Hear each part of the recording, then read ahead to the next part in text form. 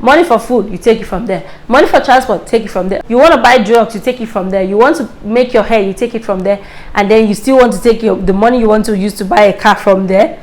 Of course, you will not find it by the time you come back. So today we're talking about finances, managing your personal finances, and I can't even wait to start sharing because I feel like I have so much to talk about, and I just want to pour out my heart to you guys when it has to do with managing your personal finances. Are we good? Are we good? Are we good? Hey guys, welcome back to my channel. How are you doing?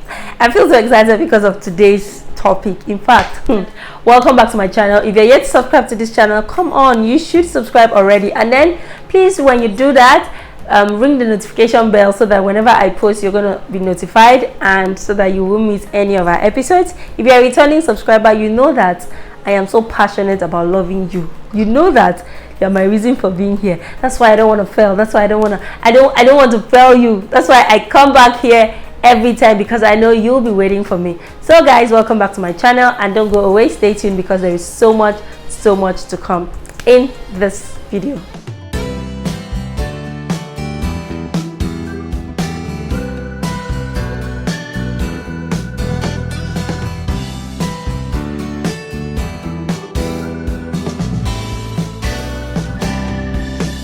In the struggle to keep up with our daily expenses, our daily targets, our needs and our wants, we have to make deliberate steps, deliberate efforts to plan your personal finances.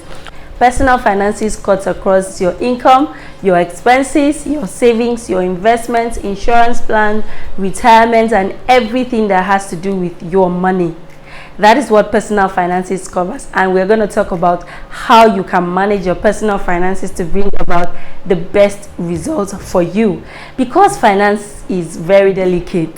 You know, sometimes the money we have is not enough to cover our bills, to even plan our life and, you know, our goals, which is why we must take deliberate efforts consciously to plan and manage these finances. Of course, your money, no matter how wealthy you may be, it will definitely not be enough to cover every single thing you want in this life, which is why everybody, including the wealthy, the rich, the poor, the medium class, the average Nigerian person, we all must plan our personal finances if you want to maximize the results from your money. So the essence of this episode today is to help you craft a way, devise a means that you would use the little finances you have to actually be able to meet your short and long-term goals. The very first thing you should do is taking stock of what you have, taking stock of your entire belongings. What do you have? Your assets, your liability, taking stock of everything. How much do I earn? What's my income? You could try using daily, weekly, monthly, or annual income. What is my income? What are what are my liabilities? What are the things I spend on? What are the things that take away my money? Do I have insurance? It's like taking stock of your entire life, because you can't address your life without your finances, and you can't address your finances without your entire life. So it's like you just taking stock of your entire life. How much do I have as of today? Am I in debt? What are my liabilities? So when you take stock, you have to write it down. How much do you have? You write it down. Are you in debt? How much debt are you in? Do you have financial responsibilities that you have to meet at certain points in time? Yes, of course, we all do. You write all of those things down. What are the things that take your money in a month? What are the bills that you necessarily have to foot and you cannot postpone? You write all of that down. So taking stock of your assets and liability is like you keeping tabs and trying to know where exactly you are, to know, am I moving forward, or am I in one spot, or am I moving backward? When you realize where you are, we can now start planning from where we are. Actually, today's episode, I am also learning for myself, because even when I was researching about this topic, I had to take a break, like 1 hour, to actually plan my own personal finances. And I thought I used to save, I thought I used to invest, but it seems like all is not well. When you're done taking stock of your financial state, it will tell you your net worth. Your net worth is your assets minus your liabilities. Your assets are the things that add money, bring income to you. Your liabilities are the things that take out money. Those things that you spend on are all your liabilities, and the things that bring income is your assets. So when it has to do with managing your personal finances, you cannot leave self-discipline out of it. No matter what we say today, if you don't have self-discipline, we're not going to achieve anything. The next thing you should do is to create a budget. I would advise a monthly budget because that is more feasible. Most people in Nigeria earn, or most employees in Nigeria earn monthly, and it will make a lot of sense if you have a monthly budget. So in planning your budget, there are so many things you should take into consideration. You have to learn how to prioritize, and you have to learn self-restraint. That is a very basic principle in managing your personal finances. If you don't prioritize, if you don't learn delayed gratification, you're probably going to just blow everything that you earn. In creating your monthly budget, you have to take into consideration your needs, not your wants. Your needs first, your priorities, and everything you know that you cannot do without. You plan for those things. And then while also planning your budget, try as much as possible to cut out unnecessary expenses, the wants. There are so many things you can live without. You're going to make deliberate effort to say, okay, from today, I'm going to cut out unnecessary expenses. What are the things that you spend on that when you're done, you feel like you just wasted your money? You feel like, oh my God, I shouldn't have spent on that. It was impulse. If you're known for impulse buying, then you should look for ways to curtail that. So that will help you plan your monthly budget. Do not use 100% of your income to plan your budget. At most, your monthly budget should be 50%, or if you have a large family, let it not exceed 70%. Let your monthly budget, your expense budget, let it not exceed 70% of your income, of your monthly income. That is what I advise people. For me, whatever I earn, I set aside 30% for savings and investment. So I know that there are so many people that will say, oh, I don't have enough money to save, I don't have enough money to invest. But the thing is that if you are earning 10,000 naira today and you spend the entire 10,000 naira today, there is no guarantee that when you begin to earn 1,000,000 naira that you're going to save. Savings is a culture, is a habit, is a mindset. So if you want to learn how to save, you need to start from where you are. No matter how meager you think your income is, I believe that it is possible to save. You may not start with 30%, of course, maybe because your income is not much. You can start with 5%. You can start with 3%. The thing is, you just have to save. So while creating your budget, what I do is I create my expense around between 50 to 60% of my income, and I apportion 30% for my savings and investment. Of course, you know that 10% is for your tithes. So that is basically going to take care of my monthly income. That will help me not spend the entire 100% of my earnings for the month. And you are advised to pay yourself first.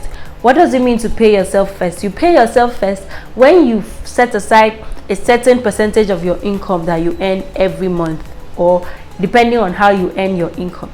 You pay yourself first by setting aside that money before you even start spending. When that money drops into your account, you first send it to your savings. You take out the percentage that you have decided to be saving. You take it out and put it aside in that designated account, and then you can now decide to apportion the rest of your income to the needs that you want to make. For me, I always like using myself as an example. I'd given a direct debit instruction to my bank. Once my monthly income comes in, the 30% goes directly. In fact, I do not have control over it, because it can be so tempting when the money is in your account and you know that you can actually have full access to it. So when the money comes, my 30% goes instantly to my designated savings and investment account, and I don't have access to that account. To withdraw from that account will take me a number of days, and by the time I start thinking of all of that, I'll just rather move on. So that is the trick I use to help me pay myself first when I earn. I advise you to do that, or you can also adopt any other means that will work for you. So another thing that you should do after you have created your budget and all of that is to save for specific things in different accounts. For instance, you want to buy a car, you want to pay school fees, you want to go for graduate school, and you know that these things cost lots of money. So you have to first save for all those things that you need that will take huge chunks of your money, because of course your monthly income may not be able to foot that. So you have to create a plan, a savings plan. You have to save for your car in a different account. Don't lump everything inside one account. Oh, money for food, you take it from there. Money for transport, take it from there. Oh, you know, you want to buy drugs, you take it from there. You want to make your hair, you take it from there. And then you still want to take the money you want to use to buy a car from there. Of course, you will not find it by the time you come back. So what do I advise?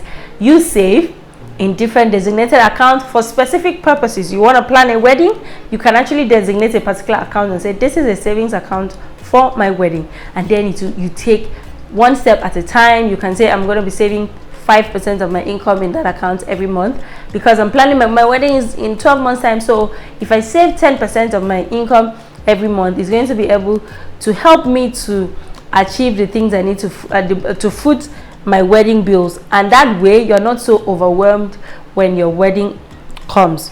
So that's how you do it. Like I said, you save for specific things and you save in different designated accounts. Another tip I recently learned is to take out investments for specific purposes. So when I need to make a big purchase, I initiate an investment specifically for that plan.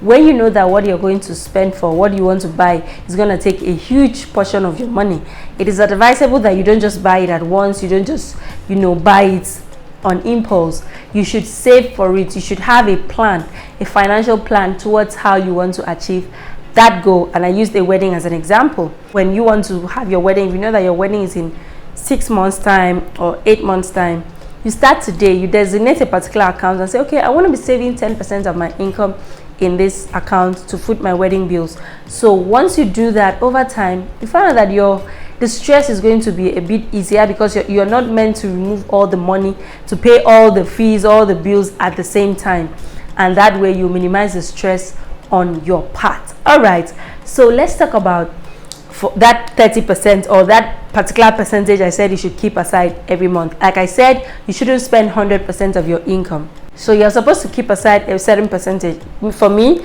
I keep 30% of all my income. So it is not that 30% or that 10%, depending on the percentage you're saving, is not just for savings. It is for you to invest so that you will get returns. Investment is very good. If you just keep it in a savings account, you may not be able to maximize the money. So you look out for investments. There are mutual fund investments, there are investments in piggy bank, save lock, in different banks, different investment that will give you little or interest as the case may be, and also long-term investments. That is what your particular percentage should be. That percentage that you are using to pay yourself, that I said you should pay it into a designated account that you don't have access to. You look out for investments, and once you're able to identify the kind of investment that you like, you should take a portion of that money to invest there so that your money will be working for you. That is what you should do with that your specific savings. All right, let's talk about debt. We know that there are some times that we may have to be in debt. Maybe there was an emergency and we just didn't have money and so on. So you had to borrow and probably you are in debt now. It's fine, there's no problem about that. Everything starts at one step at a time. You will get there where you are financially free, where you're not owing anybody anymore. And perhaps there are good debts and there are bad debts. So let's talk about if you are in debt. You have to devise a plan to pay your debts. Of course, you need to meet your monthly expenses. You need to meet your needs. So it is so obvious that you cannot foot all the bills or your debts at once, especially if your debt is in a very large amount. When you are in debt and you know that you cannot you cannot pay back your debt at once, you should learn to negotiate. You should negotiate with your lender. Okay, no matter who borrowed you the money, you should learn to negotiate. Devise a payment plan. You can tell them, okay, please, I don't have enough money to foot my bills, and also instead of Instead of running away and not paying the debt and avoiding the person, you should negotiate with the person on a payment plan. Okay, I want to be paying, can I divide that debt into 3 so I can pay 3 times? That way it will help you. That way you're going to be able to pay your debt over time until you completely eliminate your debt. And please limit the debt you have. Do not be tempted to go borrowing except it is absolutely necessary. This brings me to another point. You need to establish an emergency fund. Why am I saying this? If you had an emergency fund, it is very unlikely for you to go and borrow. For instance, an emergency fund is that amount of money that you save in a designated account that you don't touch except there is an emergency about health, maybe health. School fees is not an emergency because you knew that you're supposed to pay school fees in 3 months time and in 4 months time. So an emergency is not something you know will happen. An emergency is something you know you have no idea about but just happened. So if your car just broke down in the middle of the road, if you just fell sick or your relative just fell sick and you know that, oh, you didn't plan for this, those are the only things that you should bring out your emergency fund, and it shouldn't be for everything. You shouldn't use your emergency fund to foot all your bills. That is not the purpose.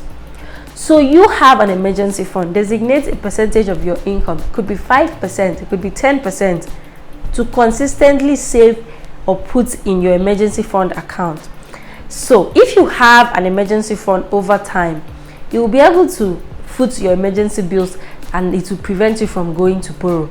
That is how you can also limit your debts. All right. Another thing is, I want to believe that you have a budget now. You've been able to work towards eliminating your debt, paying off your debt and all of that. Okay? You would need a financial plan. You will need a financial goal.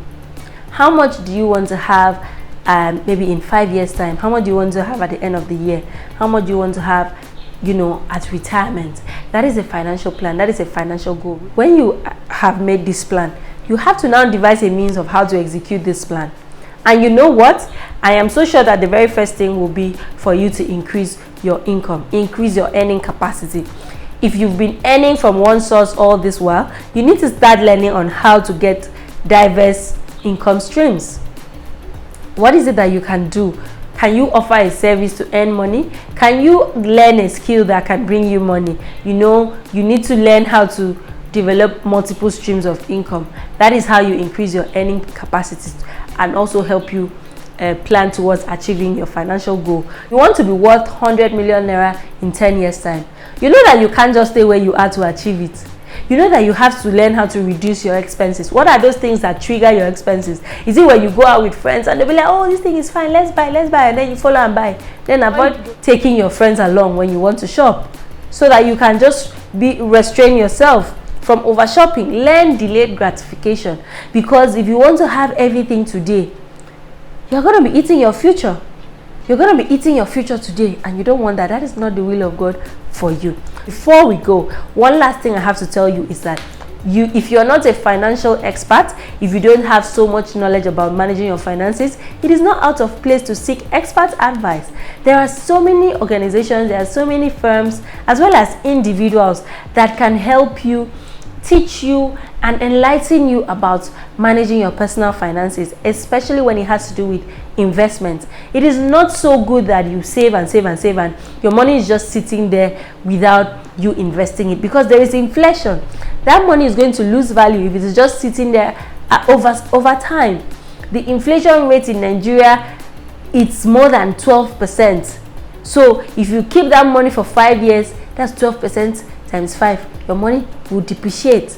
So it is always advisable that after you keep a percentage of your money you're saving over time, when that money becomes a reasonable amount, you use it to invest. But you are not advised to enter into any investment that you don't have reasonable knowledge, which is why I advise that it is okay to seek expert advice.